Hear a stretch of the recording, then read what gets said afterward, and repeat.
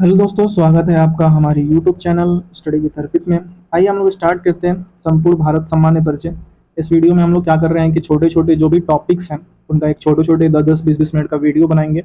इससे क्या होगा कि आपको ज़्यादा बोरिंग भी नहीं होगा और आप जल्द से जल्द 20 मिनट 10 मिनट में आप एक अच्छा सा टॉपिक कंप्लीट कर लेंगे। तो आइए हम संपूर्ण भारत सामान्य परिचय एक देखते हैं। सामान्य परिचय जो होता है संपूर्ण भारत का वो हम देखते हैं। तो पहले हम लोग इसको बड़ा कर लेते हैं।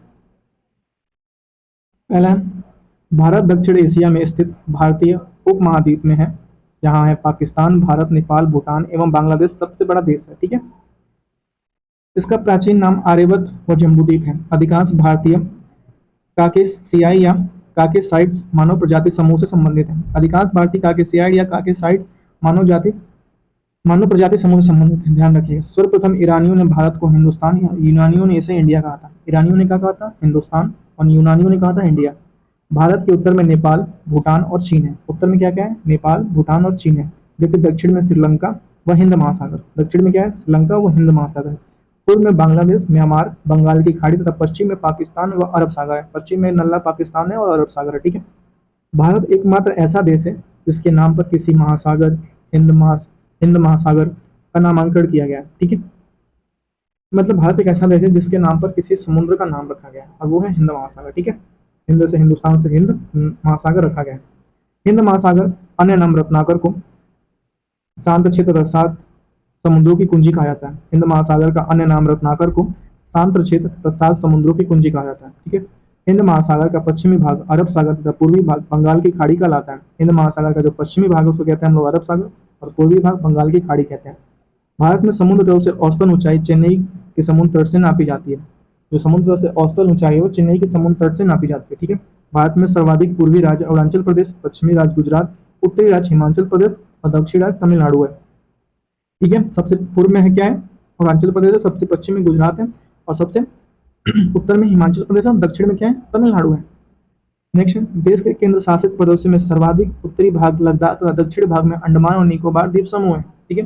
भारत की मुख्य भूमि 8 डिग्री 4 और 37 डिग्री 6 उत्तरी अक्षांश कहाँ तक है? 8 डिग्री 4 और 37 डिग्री 6 उत्तरी अक्षांश और 68 डिग्री 7 और 97 डिग्री 25 पूर्वी देशांतर है। 68 डिग्री 7 और 97 डिग्री 25 पूर्वी देशांतर के बीच स्थित है। संपूर्ण भारत का अक्षांशीय विस्तार 6 डिग्री 4 से 37 डिग्री 6 उत्तरी अक्षांश के मध्य स्थित है।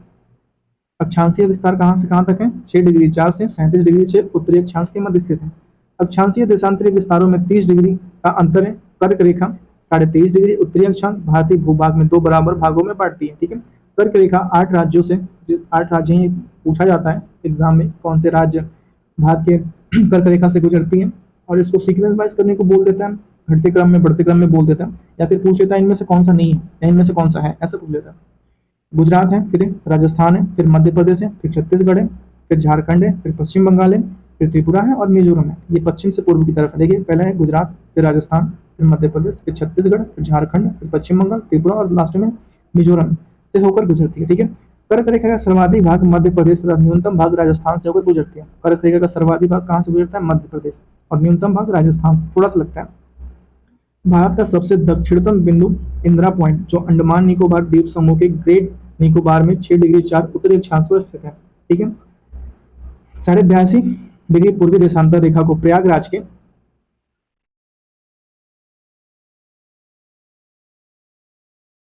नैनी से गुजरती है। ठीक है। को भारत का मानक समय रेखा कहा गया है। भारत का जो ग्रीनविच मेन टाइम है वो कहाँ से गुजरती है? नैनी से गुजरती है। और ग्रीनविच मेन टाइम माध्य जो जीएमटी से 5.5 घंटा मिनट आगे है हमारा भारतीय टाइम। ठीक है। भारत के पूर्वी तथा पश्चिमी सुदूर बिंदुओं के स्थानीय मान में लगभग 2 घंटे का अंतर है। मतलब पूर्व से पश्चिम के बीच में कितने घंटे का अंतर है? मतलब 2 घंटे पहले पूर्व में सुबह हो जाएगी और इधर 2 घंटे बाद सुबह होगी सबसे लास्ट में गुजरात में। ठीक है। 82.5 डिग्री पूर्वी देशांतर कर्क रेखा के 5 राज्यों से होकर गुजरती है। जो कर्क रेखा होती है वो सीधी होती है, वो उत्तर से दक्षिण की तरफ होती है। और 5 राज्य वो कौन कौन से हैं? उत्तर प्रदेश है, मध्य प्रदेश है, आंध्र प्रदेश है, उड़ीसा है, छत्तीसगढ़ से होकर गुजरती है। याद रखिएगा 5 राज्य हैं, उत्तर प्रदेश, मध्य प्रदेश, आंध्र प्रदेश, उड़ीसा और छत्तीसगढ़ से होकर गुजरती है। भारतीय मानक समय रेखा एवं कर्क रेखा छत्तीसगढ़ राज्य से सूरजपुर जिला में एक दूसरे को आपस में काटती हैं। याद रखिए, बहुत इंपॉर्टेंट है। भारतीय मानक समय रेखा और कर्क रेखा, जो समय रेखा है और कर्क रेखा छत्तीसगढ़ राज्य के सूरजपुर जिला में एक दूसरे को आपस में काटती हैं। ठीक है। भारत में 9 तटीय राज्य हैं। जो तटीय राज्य हैं 9 है। कौन कौन से? गुजरात, महाराष्ट्र, गोवा, कर्नाटका, केरल, तमिलनाडु, आंध्र प्रदेश, उड़ीसा, पश्चिम बंगाल। कौन कौन से? गुजरात, महाराष्ट्र, गोवा, कर्नाटका, केरल, तमिलनाडु, आंध्र प्रदेश, उड़ीसा और पश्चिम बंगाल। ठीक है। नेक्स्ट है, भारत के 16 राज्य तथा 2 केंद्र शासित प्रदेश अंतर्राष्ट्रीय स्थलीय सीमा से लगते हैं, जिनमें सबसे लंबा सीमा पश्चिम बंगाल की है और केंद्र शासित प्रदेश पुडुचेरी 3 राज्यों में फैला है, जिनका जिला यमन, आंध्र प्रदेश, इराइकल और पुडुचेरी तमिलनाडु तथा माही केरल में स्थित है। ठीक है। भारत में कुल 20 राज्य स्थलरुद्ध लॉक्ड हैं, मतलब कि उनका जो 20 राज्य ऐसे हैं जो किसी क्षेत्र से नहीं लगते हैं। ठीक है। इनमें से 5 राज्य हरियाणा, छत्तीसगढ़, तेलंगाना, मध्य प्रदेश, झारखंड भू अविष्ठित हैं, जिनकी सीमा अंतर्राष्ट्रीय सीमा को स्पर्श नहीं करती। 5 राज्य की जो है उनकी सीमा किसी भी अंतर्राष्ट्रीय सीमा से स्पर्श नहीं करती और 20 राज्य स्थलरुद्ध मतलब स्पष्ट करती है। उत्तर प्रदेश सर्वाधिक राज्यों 8 राज्य और दिल्ली को स्पर्श करने वाला राज्य है। उत्तर प्रदेश सर्वाधिक राज्यों को स्पर्श करता है, 8 राज्य और दिल्ली को भी स्पर्श करता है। उत्तर प्रदेश सर्वाधिक सीमा मध्य प्रदेश से और सबसे कम सीमा हिमाचल प्रदेश से लगती है। उत्तर प्रदेश का सर्वाधिक सीमा किससे लगता है? मध्य प्रदेश से, और सबसे कम सीमा हिमाचल प्रदेश से लगता है। भारत प्रादेशिक जल सीमा तट से 12 समुद्री मील है, जिस पर भारत का अधिकार है। भारत समुद्री मील नॉटिकल मील से मापते हैं, जो समुद्री क्षेत्र है कि हमारा यहाँ तक समुद्री क्षेत्र, उसके अंदर कोई आ नहीं सकता। ठीक है। वो भारत का अधिकार होता है, मतलब समुद्र भी बटे हुए हैं, इंसानों ने सब चीज बांट रखा है। एक समुद्री मील नॉटिकल मील 1.852 किलोमीटर के बराबर होता है। ठीक है। भारत का संलग्न क्षेत्र तट से 24 समुद्री मील तक है, जिस पर भारत की सीमा शुल्क वसूली एवं वित्तीय अधिकार प्राप्त है। मतलब 24 समुद्री मील तक भारत के अगर रास्ते से कोई जा रहा है तो उसका टैक्स देना पड़ेगा कि भाई साहब इस समुद्र के रास्ते से आप जा रहे हैं तो टैक्स देके जाओ। ठीक है। एक वित्तीय अधिकार प्राप्त है। भारत अन्य आधिकारिक क्षेत्र तट से 200 समुद्री मील तक है, जिस पर भारत के सागरीय जीवों और समुद्री खनिजों का संरक्षण और वैज्ञानिक अनुसंधान का अधिकार प्राप्त है। मतलब 200 तक समुद्री मील तक उसका अधिकार प्राप्त है कि वो समुद्री जीवों, मतलब जो मछली मारने वाले लोग जाते हैं, फिर भारत सरकार को कुछ खरीदना है, कुछ समुद्र में करना है, तो वो कहाँ तक कर सकते हैं? 200 समुद्री मील तक कर सकते हैं। या वैज्ञानिक अनुसंधान कुछ करना है, कुछ लॉन्च करना है, कुछ विस्फोट करना है, तो उसमें वो कर लेते हैं। ठीक है। 200 समुद्री मील तक, उसके आगे नहीं कर सकते। वैज्ञानिक अनुसंधान का अधिकार प्राप्त है। और 200 समुद्री मील बहुत ज्यादा होता है यार, बहुत दूर तक होता है। भारत का सर्वोच्च पर्वत शिखर गार्डविन ऑस्टिन या केटू है, जो काराकोरम श्रेणी लद्दाख में स्थित है। ठीक है। धनुषकोडी पवनदीप तमिलनाडु राज्य भारतीय क्षेत्र का अंतिम शहर है। ठीक है। कौन सा? धनुषकोडी पवनदीप तमिलनाडु राज्य का भारतीय क्षेत्र का अंतिम शहर है। ठीक है। धनुषकोडी। अब हम लोग पढ़ेंगे यहाँ से, एक बीच में ये पॉइंट रह गया था। भारत एक दृष्टि में अवस्थित है, उत्तरी गोलार्ध और पूर्वी गोलार्ध के बीच में स्थित है। आकृति है चतुर्कोशीय आकृति, हमारी राजधानी नई दिल्ली में। भारत का जलवायु मानसूनी है। राज्यों की कुल संख्या 28 है, केंद्र शासित प्रदेशों की संख्या 8 है। ठीक है। कुल क्षेत्रफल 32,87,263 वर्ग किलोमीटर है। ठीक है। ऐसे आप याद रखेंगे तो याद हो जाएगा, 32,87,263। ठीक है। विश्व क्षेत्रफल में भारत का प्रतिशत 2.82% है और जनसंख्या में फर्स्ट आ गए भाई साहब। ये हमारी मेहनत दिखाता है कि हम कितना मेहनत कर रहे हैं घर पे बैठ के।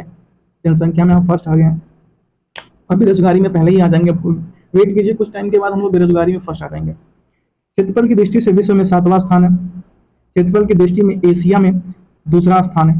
ठीक है। एशिया में दूसरा स्थान है और विश्व में 7वां स्थान है। ठीक है। क्षेत्रफल में भारत से 6 बड़े देश हैं, जो हैं रूस, कनाडा, चीन, अमेरिका, ब्राजील और ऑस्ट्रेलिया। तो जो इनके पास कितनी जनसंख्या है और हमारे पास कितनी जनसंख्या है? सर्वाधिक बोली जाने वाली भाषा हिंदी है भारत में। सबसे बड़ा जनजाति भील और दूसरा गोंड है। अक्षांशीय देशांत स्थिति है 8 डिग्री 4 से 37 डिग्री 6 उत्तरी अक्षांश में है। ठीक है।